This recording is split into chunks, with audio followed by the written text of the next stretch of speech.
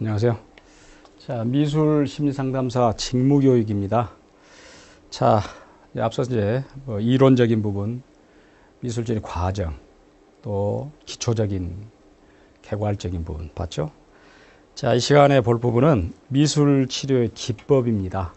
다시 말하면은 어떤 그림을 가지고 어떤 그림을 그려라 라고 하면서 그것을 치료 기법으로서 사용하고 또 그것에 의거하여 어떻게 해석을 내리고 또 그 그림을 그린 후에 질문 사항이랄지 유의점 이런 부분을 가지고 소위 말하는 미술치료 기법입니다.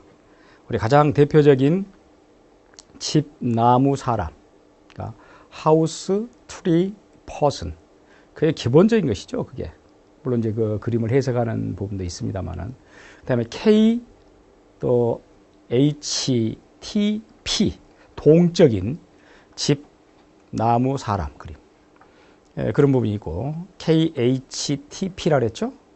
또 풍경을 구성해라 라는 방법, 동적 가족화, 특히 이제 동적 가족화는 물론 가족 치료의 대표적인 기법이기도 합니다만은 여러 가지 쓰이는 것이고 동그라미 중심 가족화, 또 학교 생활화, 구분할 통합 회화법, 난화, 그냥 어지럽게 그린다 그러죠. 꼴라주라는 것의 대표적인 또 그 회화의 방법이 있습니다만 만다라, 계란 동그라. 자, 이 시간에는 이제 그런 미술 치료 기법에 사용되는 여러 가지 그림을 하나하나 살펴보겠습니다. 자, 그래서 실제로 미술 치료 기법으로 사용되는 가장 대표적인 집, 나무, 사람 그림 검사. 그리고 이제 집은 하우스. 그다음에 나무는 트리. 그다음에 사람은 person. 그래서 HTP 그림이라고 그러죠. 미술 치료 상담에 있어서 가장 기본적인 것입니다. 이게 가장 기본적인 것. 그렇기 때문에 이제 실제 내담자가 이런 그림을 그려 가지고 그 그림 속에 자신의 경험 또 자기 자신만의 독특한 내면 세계 이런 걸 솔직히 표현한 것이죠. 원래 미술 치료 기법 그림으로서 하는 것은 그걸 알고자 하는 것이죠. 결국 그래서 내담자가 그린 그런 그림을 보고 그걸 분석해서 내담자의 내면을 정확하게 이해해서 그것을 상담자 입장에서 제대로 진단해가지고 또 그것이 결국 내담자의 심층 구조가 어떠하다라는 것을 알게 되는 그런 연구 기법이 되겠죠. 그래서 미술 치료라는 것은 자체가 바로 그런 부분. 그래서 우리 앞서 여러 가지 내용을 봤습니다. 정신 분석적, 인간 중심적, 행동주의적, 인지적 그런 부분의 이론이 있지만 궁극적으로 그런 이론의 근본에 깔려 있는 건 그림입니다. 그림을 가지고 보는 것이기 때문에 그 그림을 대부분 이제 그 그림은 내담자가 갖고 있는 자기의 감정이랄지 그 마음속에 있는 내면 세계를 그림에다 투사한다. 그 이제 소위 말하는 투사기법이라 그래요. 그림에다가 자기의 마음속에 있는 걸 던진다. 이걸 투사기법이라 이렇게 말합니다. 투사라면 그런 얘기인데. 그래서 이런 투사기법을 사용하면 물론 문제가 될 수도 있어요. 왜 그러냐면은 단 한 장의 그 그림이 그 내면 세계, 그 내담자의 내면 세계 전체를 어떻게 이해할 수 있을 것이냐라는 부분. 또 실제로 그 마음속에 있는 한 켠만 그림에 나타날 수 있는 것인데 그걸 가지고 내담자 전체의 어떤 심리 구조를 이해한다 라는 것에 대단히 문제점을 제기하기도 합니다. 그럼에도 불구하고 하여튼 이런 여타의 기법을 사용해서 결국은 그 사람의 핵심을 알고자 라고 합니다. 일단 그래서 하나하나 이제 보자면 자, 집, 나무, 사람 그림 검사 이것은 상당히 오래됐고 미술치료 기법에서는 고전적인 방법입니다. 널리 사용되고 있고, 이런 투사적 그림 검사를 버크, BUCK,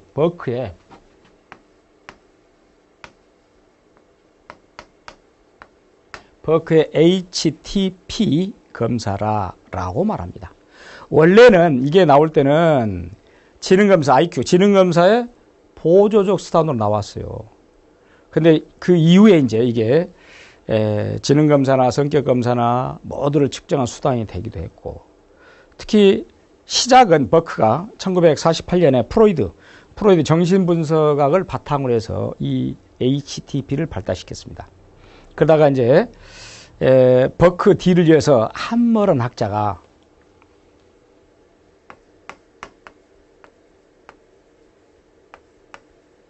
이 함머런 학자가 1969년입니다만은 이 사람이 더욱 이제 발전시키죠. 이 사람은 이 HTP의 그림을 어떤 단일 과제의 그림 검사보다는 더 많은 부분을 접목시켜서, 그렇기 때문에 지금은 이 버크의 집, 나무, 사람 이런 것들이 여러 가지 과제로 많이 사용하고 있습니다. 첫째, 집, 나무, 사람이 왜 이게 이 그림 검사가 많이 사용되냐? 집, 나무, 사람은 누구에게나 다 친밀감을 준다는 것이야. 집, 내가 살고 있다. 나무, 내 주변에 있다. 사람도 주변에 있다. 그리고 둘째, 이 어느 연령의 대상자도 이 피험자도 다 사용할 수 있다. 기꺼이 받아들이고. 그리고 셋째, 다른 어떤 것보다도 솔직하고 자유스럽게 표현할 수 있다. 또 네 번째, 무의식을 연상할 수 있는 그런 또 풍부한 소재다. 라는 점에서 많이 사용됩니다. 실시하면 준비물은 일단 이제 백지, 우리가 요즘은 이제 컴퓨터의 그런 프린트지 용어로 말할 때는 A4 용지라 그러죠. 그 다음에 연필, 우리가 4B 또는 HB도 4B, 지우개, 이제 그 정도로 필요하고, 이제 방법은 준비한 종이에 우측에다가 오른쪽 상단에 1, 2, 3, 4의 번호를 적어둡니다. 그래서 이 준비에 따라서, 순서에 따라서, 지시에 따라서 그림을 그리도록 합니다. 그런데 이제 상담자 입장에서는 자, 지금부터 그림을 그려봅시다. 이제 대상자, 피험자에게. 이것은 그림을 잘 그리고 잘못 그리고 그걸 조사한 것이 아니다. 그러니까 그림을 집을 잘 그리라, 사람 잘 그리라, 이건 아니죠. 즐거운 마음으로. 그리고 자기가 생각하고 있는 그대로 그려라. 라고 해서 한 장의 종이에 하나씩 모두 4장의 그림을 그리세요. 라고 말합니다. 그래서 이제 뭐 집을 그리세요. 나무를 그리세요. 집을 그리고 나면은 나무를 그리세요. 또 사람을 그리세요. 다. 또 사람 그릴 때는 인물상이나 만화처럼 그리지 말고 사람 전체를 그려라. 라고 하는지. 또 만약에 남자를 그렸다. 그러면 또 그 다음에 여성을 그리게 한다든지. 그래서 이제 각각 그리고 나면은 그 그림에 대한 질문을 하는 것입니다. 물론 이제 질문 사항도 뭐 집에 대한 질문 사항, 집이 어디 있습니까? 뭐 이 그림의 날씨는 어떠합니까? 기타 등등. 이 누구와 살고 있습니까? 어떤 집 살고 싶습니까? 응? 이 집을 보면 누가 생각납니까? 이건 당신의 집을 그린 것입니까? 또 이 집을 왜 그렸습니까? 또 나무도 어떤 나무입니까? 어디에 있습니까? 한 그룹입니까? 여러 가지 이야기를 하죠. 사람도 마찬가지입니다. 사람도 이 사람 나이는 어떠합니까? 이 사람 직업은 무엇입니까?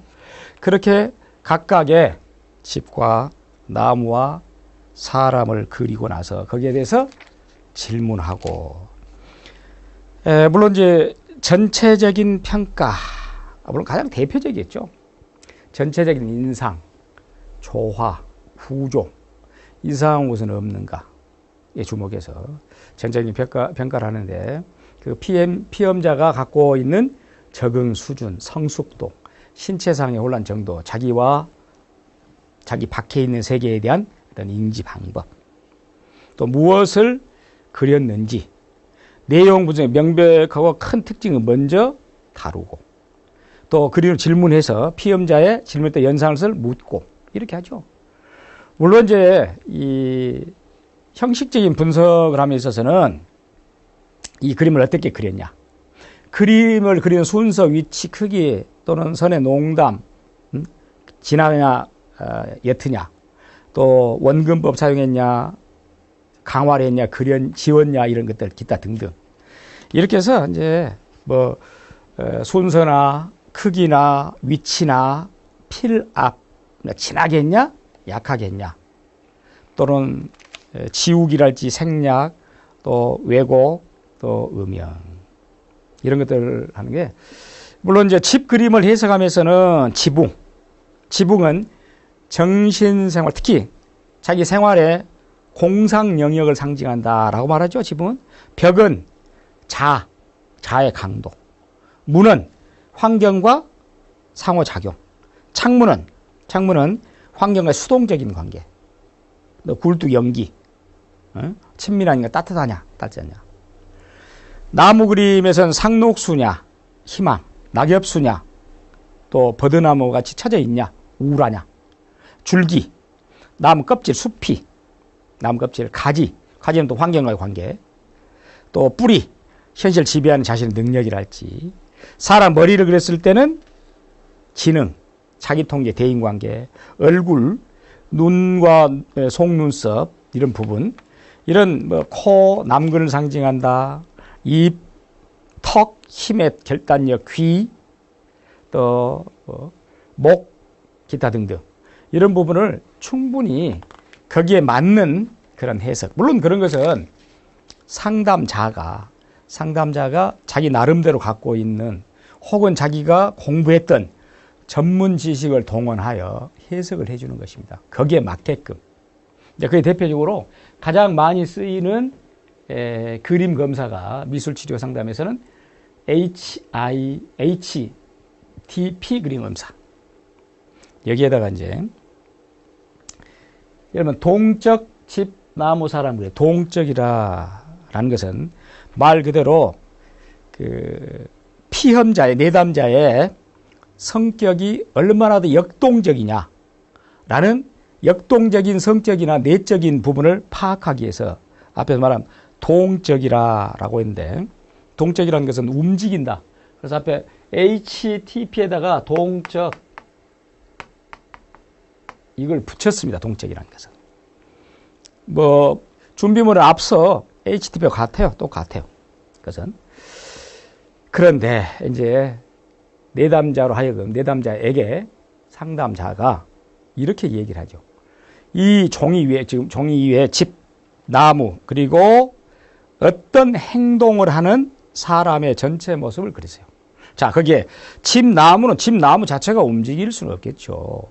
문제는 그게 사람인데 사람이 어떻게 행동하냐, 어떤 행동을 하냐라는 어떤 행동을 하는 사람의 전체 모습을 그리세요라고 하고, 그릴 때 만화나 혹은 막대기와 같은 사람이 아닌 사람 전체의 모습을 그리세요라고 해서, 특히 여기서 아까 말한 행동하라는 사람의 전체 모습, 여기 동적인 것은 이것은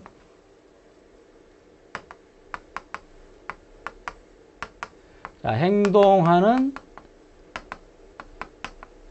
사람의 전체 모습.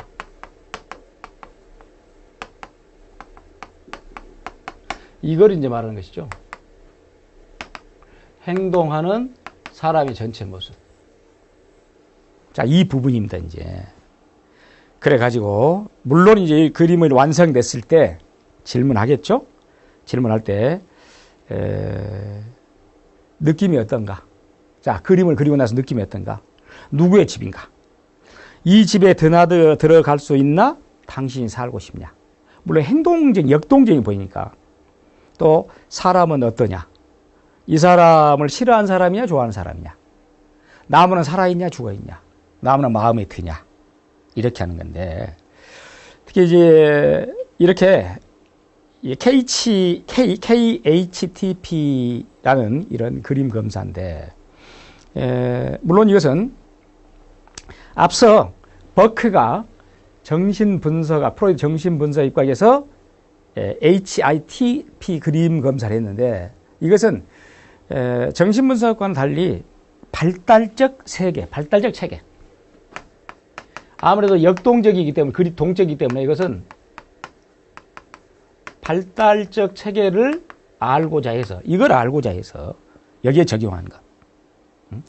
그래서 인간의 어떤 실제로 항상 정신분석학이라는 것은 뭐 병리적인 그런 측면을 강조했다라고 말하는데, 특히 이 KHTP 그림이라는 것은 매슬로우의 욕구 단계와도 결부시킬 수, 욕구 단계가 1단계에서부터 있죠. 뭐 맨 처음 생존의 욕구, 그다음에 애정 소속의 욕구, 그다음에 세 번째는 자기의 2단계 안전의 욕구, 3단계가 소속에 대한 욕구, 애정, 그다음에 4단계는 자존에 대한 욕구, 5단계가 자아실에 대한 욕구. 이제 이런 부분도 KHTP 그림을 가지고 실제 매슬로우의 욕구 단계와 접목시켜 볼 수 있다라고 말하고, 특히 그래서 이제 그 단계별로 1단계, 아까 말한 생존에 대한 그런 소속감, 그러니까 그 그림을 통해서 살고 죽고 어떤 사람의 생존에 대해서 그런 부분에 볼 수 있고, 2단계는 소속감, 안전, 특히 안정에 대한 그런 부분, 3단계가 소속감, 4단계가 자존에 대한 것, 또 5단계는 자신에 대한 것, 그런 것을 발달적인 측면에서 보기 때문에 KHTP는 동적인 부분, 그러니까 그저 아까 말한 앞서 말한 프로이드의 접근에 보다는 매슬로우의 접근에 가까운 것이 바로 그냥 동적이 아닌 HTP는 프로이드 정신분석에 가깝다면,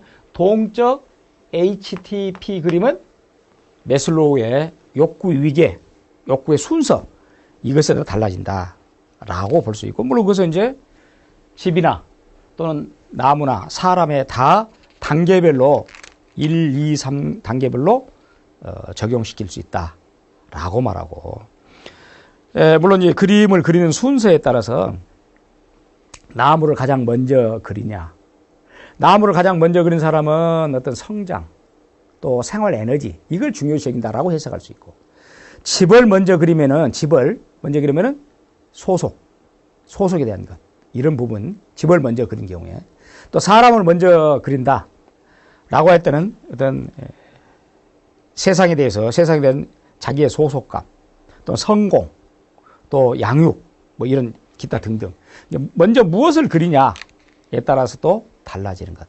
그러니까 결국 이것은 동적이다라는 것은 움직이는 그런 관계라고 볼 수 있는 것이기 때문에 그렇게 해석이 되겠죠. 자, 세 번째는 풍경 구성법입니다.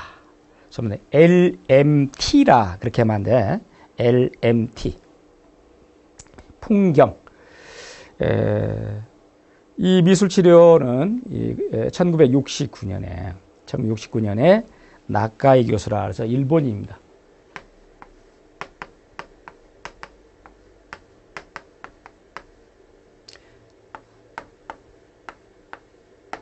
들고 나온 것인데, 원래는 이제 이 나카이 교수가 이걸 들고 나올 때 그 대상은 누구였냐면은 주로 정신분열증 환자를 주 대상으로 했는데, 원래 정신분열증 환자를 대상으로 해서 모래상자요법과 같이 더불어서 했던 것입니다.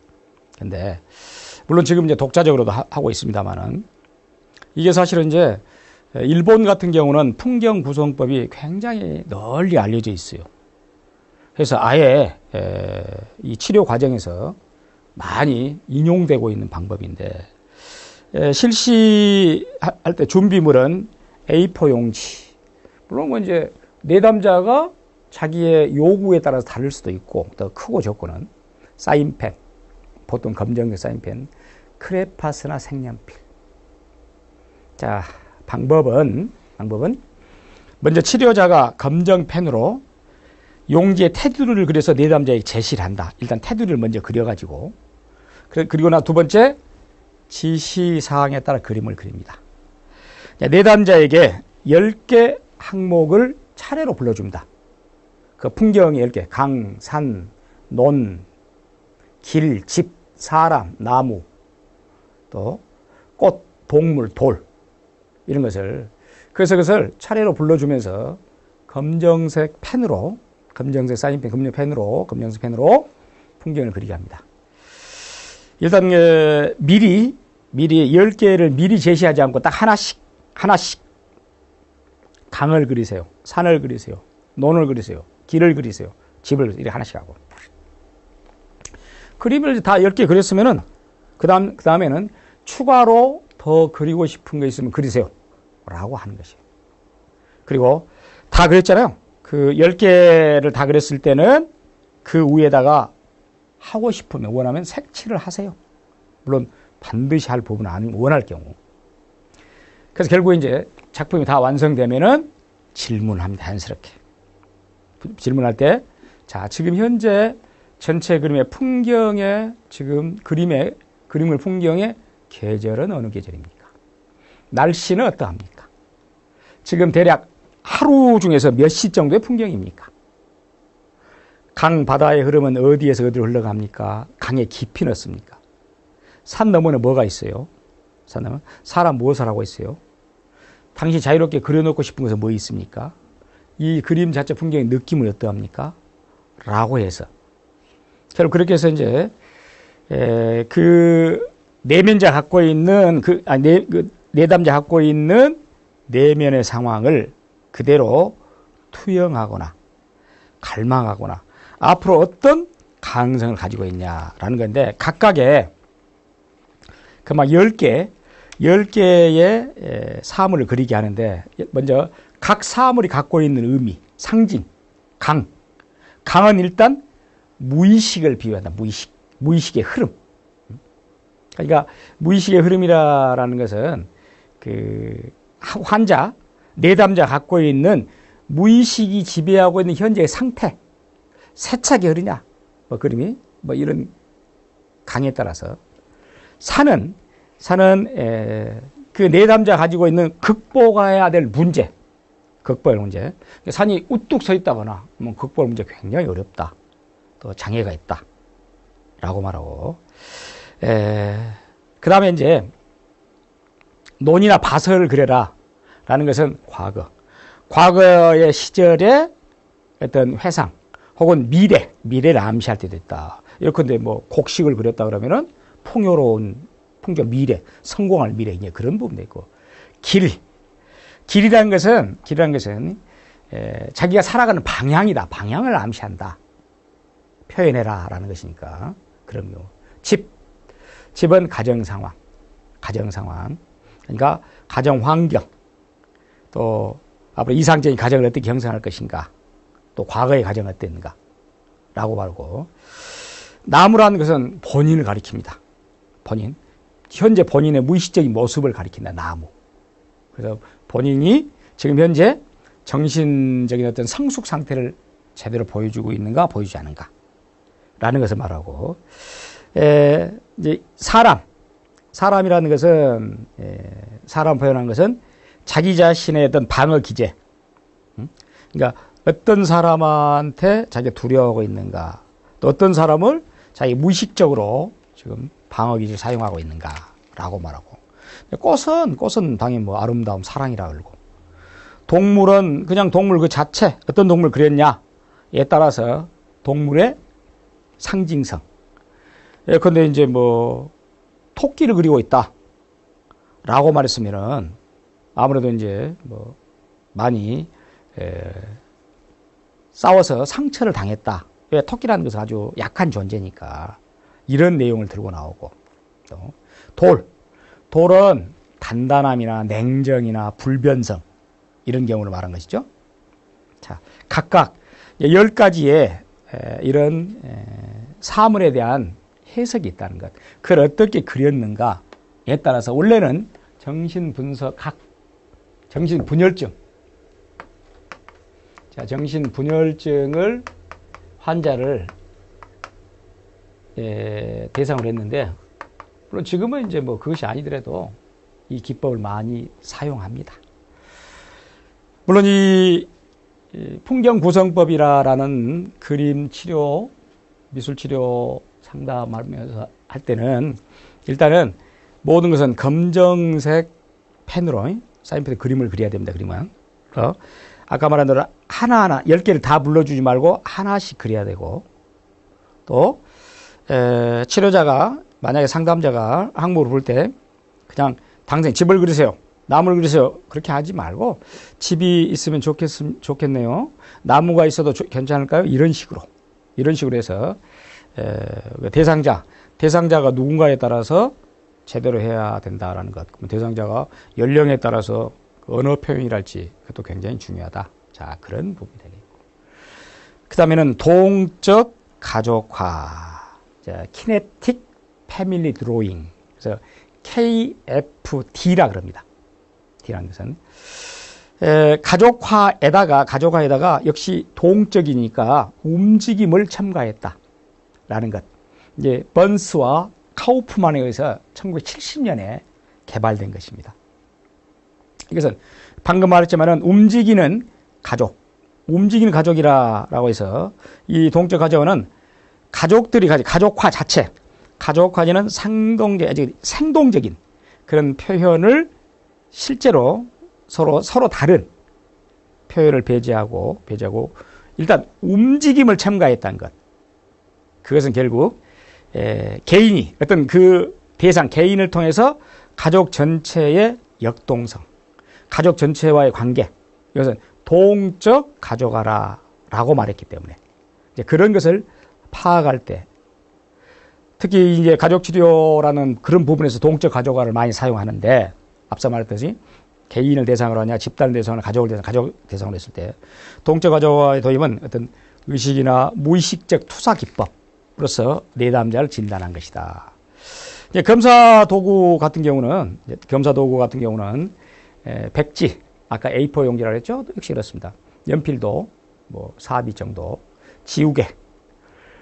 장소 같은 경우는 상담실을 할 수도 있고 책상에 의자가 당연히 있어야 되겠죠. 그래서 자유롭게 어떤 래퍼를 형성해서 진행하기 이랬어야 되고 시간 제한은 대략적으로 시간 제한 한 3, 40분 정도 그리게 만듭니다. 이때 이제 그림을 그릴 때 내담자에게 상담자, 이 미술치료 상담사가 미술심리 상담사가 이렇게 이제 지시를 하는 것입니다. 이 동적 가족화라고 말할 때는 어떤 내용을 하냐면 지금 자신을 포함해서 지금 대상자입니다. 자신을 포함하여 가족이 무엇인가 하고 있는 그림을 그리세요. 지금 현재 만화나 막대기 같은 사람이 아닌 사람 전체를 그리라 그랬어요. 만화 막대기 하지 말고 무엇이든지 어떠한 행위를 하고 있는 그림을 그려야 합니다. 물론 당신 자신도 그 가족 속에서 그렇게 하고 있다는 것을 잊지 마세요. 라고 말하고. 그러니까 물론 그래서 금방 말했지만은 자유입니다. 자유스럽게 하는 것이야. 다만 뭐 만화나 막대기 같은 이런 것은 그리지 말고 가족이 전체가 어떻게 하고 있는가 라고 해서 이제 그래서 결국은 이제 동적 가족화를 해석할 때는 일단 5가지 영역을 가지고 갑니다. 자, 지금 가족들이 하고 그 인물의 행위가 어떻게 하냐. 지금 현재 그 그림의 양식이 어떠하냐. 그 그림의 상징적인 부분이 어떤 부분이 있냐. 양식이. 또는 역동성이 있냐, 없냐. 인물상의 특성이 어떠하냐. 각각 이렇게 해서 그래서 자, 인물상의 행위랄지 인물상의 행위. 지금 가족들이 서로 상호작용인 측면에서 서로 무슨 상호작용을 하고 있는 것인가 라는 역동성이죠. 또 그 가족 행위가 가족 구성 내에 어떤 역할이냐 라는 것을 또 해석해 보는 것이고. 그렇죠? 그 다음에 양식, 스타일. 양식은 지금 현재 그 내담자가 가족 관계에서 자기의 감정, 상태, 신뢰감, 자, 이런 부분을 찾아볼 수 있습니다. 그럼 양식에 있어서 찾아볼 수 있는 것이. 그 다음에 역동성이라는 것은, 역동성은 가족 내에서 가족끼리의 서로 집에서도 순서가 있잖아요. 아빠가 1등이고 엄마가 1등이든지 이건 순서가. 또 인물상의 방향이랄지 또 크기랄지 거리랄지 이런 부분을 역동성이라는 측면에서 해석을 하고, 자, 인물상의 특성. 그 기본적인 가족 전체를 가지고 볼 때, 뭐, 음영이나 윤곽이나 신체 부분을 과장했다거나 얼굴 표정이랄지 이런 부분을 또 찾아내는 것이고, 정교하게 했는가 안 했는가. 거기에 또 상징의 사용들. 어떤 거냐. 뭐, 여러 가지 있지만, 공이나 축구공, 그 밖에 뭐, 빗자루, 그러면 상당히 공격성, 경쟁심을 가지고 있다. 태양, 전등, 난로, 열, 빛, 이런 게 애정 원화적이다. 칼, 총, 폭발물, 이건 아주 분노, 적개심. 자전거, 오토바이, 차, 기차, 힘을 과시한다. 비, 바다, 호수, 이런 우울하다, 억울하다. 이런 부분들. 각각의. 그러니까 이제 이 동적 가족화에서는 가족들의 움직임 표상을 지금 그림을 그리게 한다라는 것인데, 역시 이것도 꽤 많이 활용하고 있는 그런 방법이기도 합니다. 방법이. 자, 그 다음에 방법을 보면, 동그라미 중심 가족화. 물론 이제 동그라미 중심 가족화 같은 경우는 뭐 PSCD라 그래서 이것도 투사적 그림 방법이다라고 말하고, 이것도 장단점은 분명히 있습니다만은 그렇게 이제 물론 실시하는 부분에서는 그렇게 적진 않습니다. 또 학교 생활화, 키네틱 스쿨 드로잉이라서 KSD라고 해서 주로 이제 크로프와 프로트에 의해서 1988년에 개발돼서 아동이 그 학교 내에서 다른 사람들과의 관계, 인물들 관계된 인물, 자신과 친구, 교사가 무엇을 하고 있는가, 교사와 관계에 대한 어떤 그림들, 그런 것을 실제 많이 활용하는 그런 그림이 되겠고, 그 다음은 구분할 통합 회화법이라 이렇게 말하는데, 역시 이것도 일본에서 나왔습니다. 이것은 그림 그리는 도화지를 테두리를 치고 나서 화면을, 그 그림을 3 곱하기 3 해서 각각 구분할에 9개 쪼개서 그 속에다 그림을 그리게 하는 것입니다. 그래서 결국 이제 이 복잡하게 얽혀 있는 그 마음, 이미지, 그것을 하나로 어때 정리할 수 있는 그런 다양한 방법들, 통합적인 표현, 그런 것들인데, 실시물은 A4 용지, 검은 매직, 연필, 크레파 색연필, 앞서 말한 여러분들 동적 가족화에 사용되고 있는 것과 비슷하게 하는 것이에요. 이것은 비슷하게. 주로 실시 방법은, 물론 이제 지시 방법이 뭐 아까 말한 대로 그 9칸으로 이렇게 나눠서 하는데, 거기다가 이제 자기가 뭐 일상생활 중에서 부모님, 엄마, 아버지, 가족형 느낀 대로, 생각나는 대로, 머리에 떠오른 대로 관계없이 그림을 그려라. 만약에 그런 인물을 못 그릴 때는 뭐 문자나 도형이나 기호나 아무거나 해라 라고 9칸에다 그리게 만든 것입니다. 물론 각 그림에는 간단한 설명을 써 넣게 하기도 하고, 또 색연필, 크레파스로 칠하기도 하고, 또 그림을 전체 그리고 나서는 어떤 주제가 생각나냐 질문도 해보고, 각각의 그 그림들이 갖고 있는 문자나 도형이나 기호나 갖고 있는 그림을 연상을 하게 물어보는 것이고, 그 그림 순서는 9칸에 그리는데 순서는 뭐 절대 따질 필요가 없어요. 자기가 집어넣고 싶은데 집어넣으면 됩니다. 만약에 또 9칸을 다 채우지 못할 수도 있어요. 그렇다고 해서 꼭 강요해서 9칸을 이렇게 있을 때, 아까 3분할한다 그랬잖아요. 네. 순서 관계없습니다. 여기 그려도 되는 것이고 여기 그려도 되는 것이고 관계는 없어요. 이렇게. 혹은 내가 가다가 그리게 채울 수 없는 부분도 있어요. 그것도 관계없어요. 그것은. 굳이 그것을 그림 순서를 꼭 자기 생각난 대로 그리게 하면 된 것입니다. 그래서 이제 생각난 대로 그리게 해서 이제 그 그림에 따라서 이 피험자가 갖고 있는 중요한 이미지, 가장 중요한 이미지는 그림 중앙에 오는 이미지가 가장 중요한 이미지다 라고 말합니다. 대부분.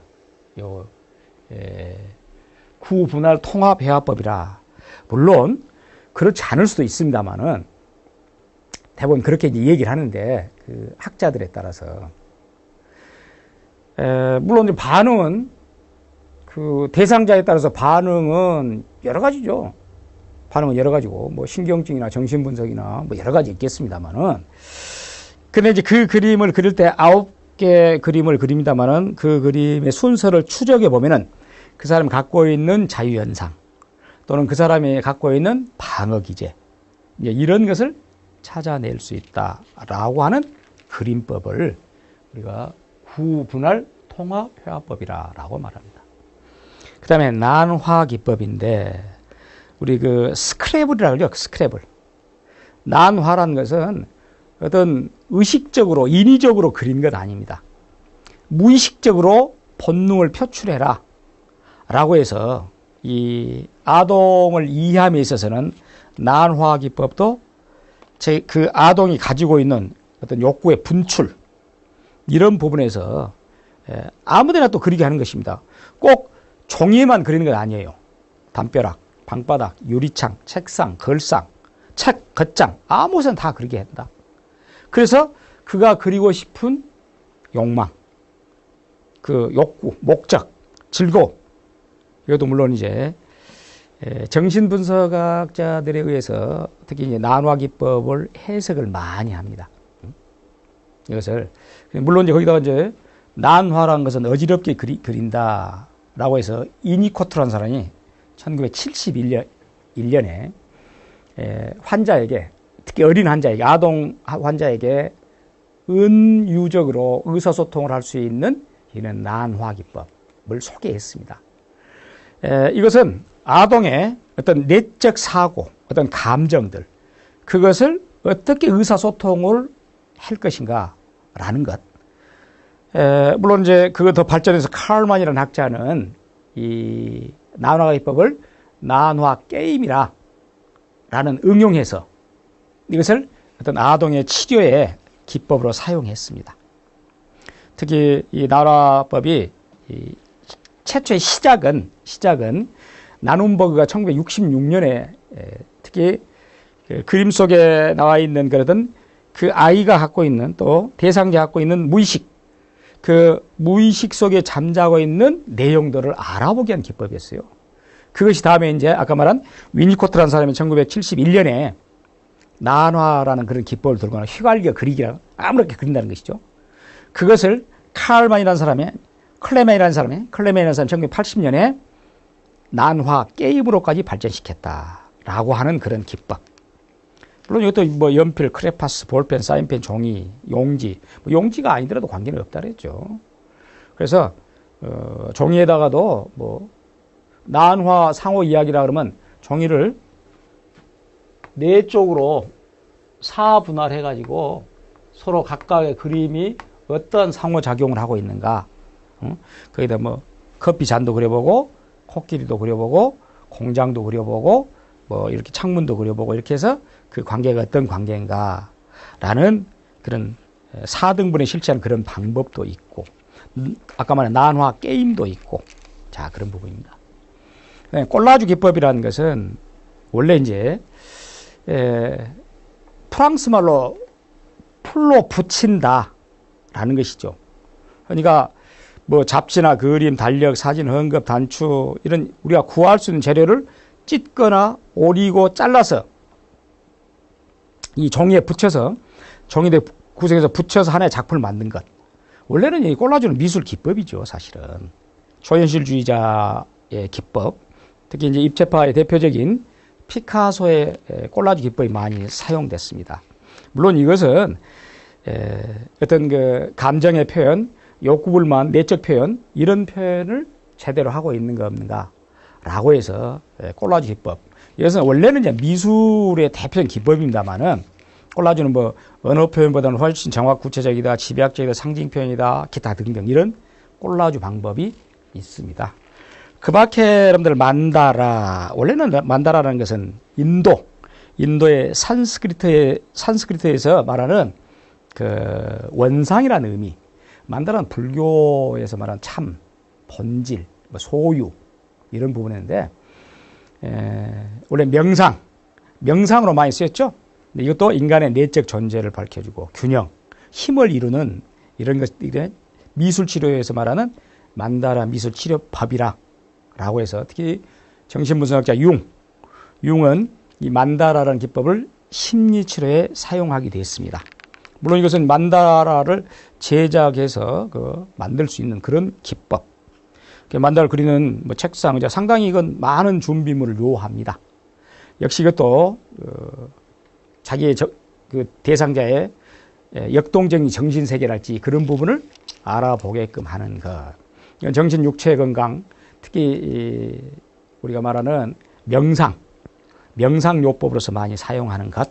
만다라 갖고 있는 상징이나 색깔이나 숫자나 이런 부분이 있습니다. 또 만다라에서의 상징되는 원, 새, 나비, 동물, 십자가, 또 물방울, 눈, 꽃, 심장, 손, 번개, 무지개, 별, 나무. 그 다음에 계란화, 동굴화. 말 그대로 계란을 그리게 하고, 계란이 쪼개지냐, 어떻게 금이 가냐, 이런 얘기인데, 계란화나 동굴화. 이런 동굴을, 어떤 크기, 동굴의 타원, 테두리, 이걸 어떻게 하는 것인가. 라에 따라서, 실제 여기서 심리 기법, 심리를 찾아내는 법, 이런 부분도 있습니다. 미술치료 기법은 다양하죠. 각각의 그 다양한 기법인데 그 기법에 따라서 그 대상자가 갖고 있는 심리 상태가 어떠한가 또 그런 부분을 철저히 파악한다라는 의미를 가지고 있는 것입니다. 어찌됐든 간에 이런 우리가 지금 11개, 미술치료 기법 11개를 살펴봤는데 이제 가장 아까 많이 사용한 것은 HTP를 가장 많이 사용한다. 이렇게 말하고 앞서 말했듯이 풍경 구성법이랄지 동적 가져가랄지 이런 법 사용하는 법은 많이 있는데 가장 그래도 많이 사용한 것은 버크가 개발했던 HTP입니다, 사실은.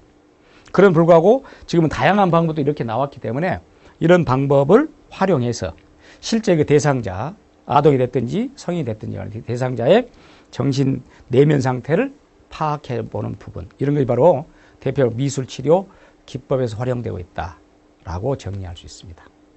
감사합니다.